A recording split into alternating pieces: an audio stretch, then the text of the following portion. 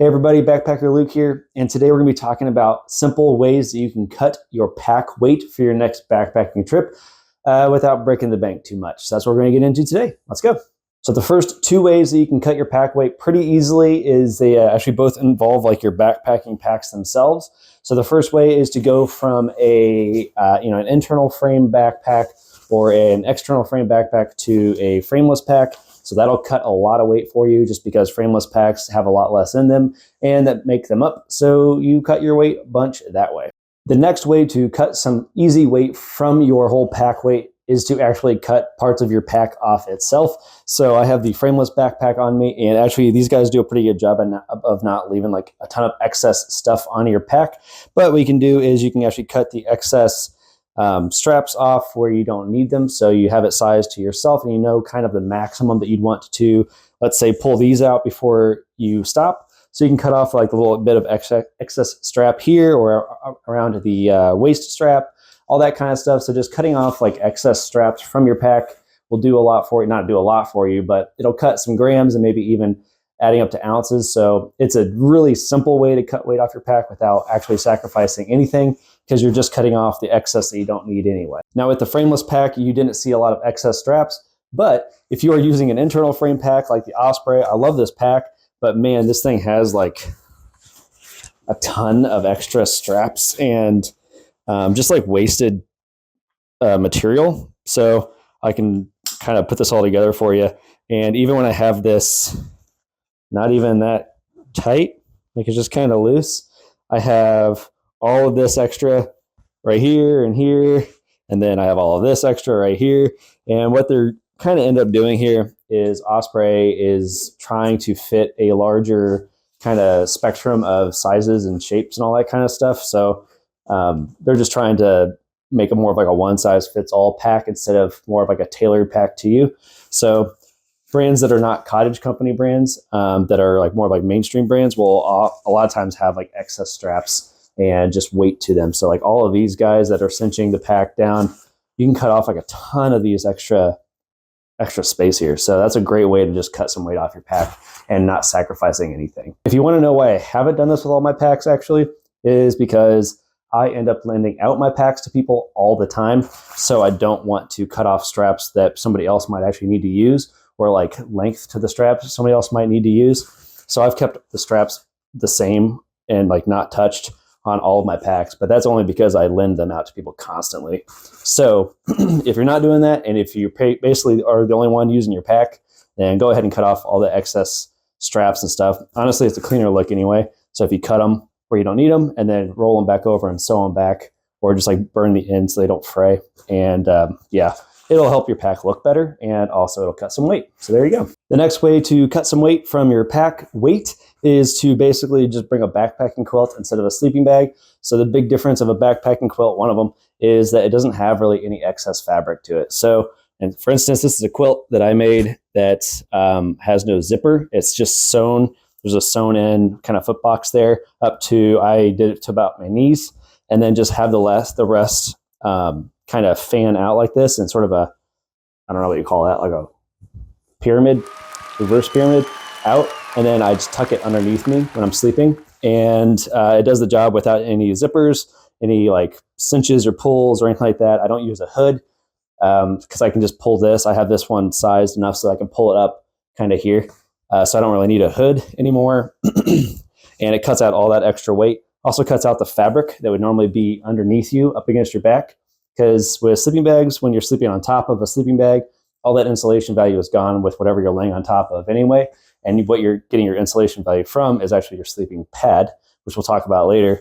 So you might as well just cut out that area anyway. So a quilt will just cut out extra fabric you don't need, extra zippers you don't need, and extra like drawstrings and all that kind of stuff, and even the hood that you don't actually need. So there you go. Use a quilt instead of a sleeping bag. Another one I'll add to that in just a little bit is make sure you're not using a rectangular camping sleeping bag, and use a mummy style bag if you're going to use a bag, or use like a mummy style cut quilt if you're going to use a quilt. Although I think every quilt that's ever made is a mummy style, not a rectangular. So there you go. The next easy way to cut some weight from your pack weight is actually just to use lighter water bottles. So don't bring sports water bottles like this, even though they have like the sport top squeeze kind of thing, but don't bring like a sports water bottle like this. I actually wouldn't recommend bringing a water bladder either, because it's just a lot of extra added weight that you don't really need. And instead, what you should bring are these guys. So they are super lightweight. They also have like the sports top, so you can, squeeze it. And then the added benefit is that they are super thin when they're not full of water, and they can just roll up like that. And they are very, very lightweight. They pack down to almost nothing in your pack if they're not full of water. If they are full of water, they actually gain shape and form and that kind of stuff, and they work really well. So I would recommend these. And if you don't want to have all of these because you don't like how they fit in your bag, what I do is I actually take one of these with me in case I need extra water or something like that. And then I bring 2 1-liter bottles that are like smart water bottles, because they're actually a lighter plastic than like a sports water bottle. But they still have like the shape of a water bottle, a standard water bottle. So they fit into like the pockets really well still. So I'll use those, and then I'll use one of these or 2 of these and keep these in my pack if I need extra water with me while I'm hitting a dry section, or if I'm trying to filter water or whatever it is. So there you go. Use just lighter, more flexible, lightweight water bottles. This next one, I don't have my examples with me, but basically just ditch just in case items or like duplicate items. So if you were going to bring 2 pairs of hiking pants, bring 1 pair instead and just wear them more often. So if I don't need to cut weight, but if I did, I usually end up bringing like maybe 2 pairs of hiking pants and then 1 pair of shorts, or vice versa. So if I wanted to cut more weight, I would just remove a pair of pants and have just a pair of pants and a pair of shorts, and then wash one, wear one, wash one, wear one, kind of cycle them through. So you can do the same thing with socks and underwear. Just bring a little bit less than you think you need to, and wear the things more often or more days in a row. It can feel kind of gross, but at the same time, you're out backpacking in the middle of the wilderness. Nobody really cares that you're wearing like 2-day-old pants that are kind of dirty. I'm going to be honest with you. So just bring less duplicates, bring less of like, especially the clothing items end up being the big one. But yeah, just bring less duplicate items and learn to just kind of do with less in that way. Along with the kind of bring less things like duplicates thing, I would also say just learn to bring less gear that you think you want and think you need, and just bring less. So for instance, this is a pillow that you could use for backpacking that you can take with you. This thing is a lot of weight and a lot of size. So don't bring the pillow if you're going to bring the pillow before. Camping cup. So just if say you're going to use the Jetboil, bring just the Jetboil because it is a cup. Don't bring like the extra cup with it.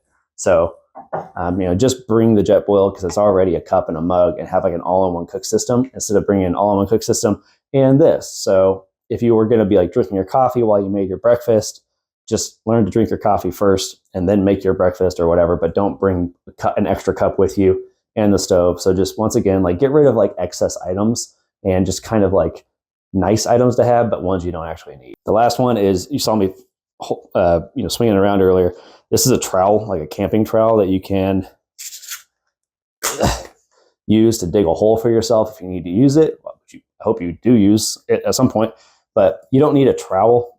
It's just sort of like one of those items that is nice to have, and Sea to Summit makes money off of it because people want to think that they want to use this, but use your hand to dig a hole, use a rock, use a stick, move a rock and use the hole that the rock was in to go to the bathroom. But don't bring a trowel. It's unnecessary and unneeded and just wasted weight and wasted space in your pack. So that's a really easy way to just cut some weight.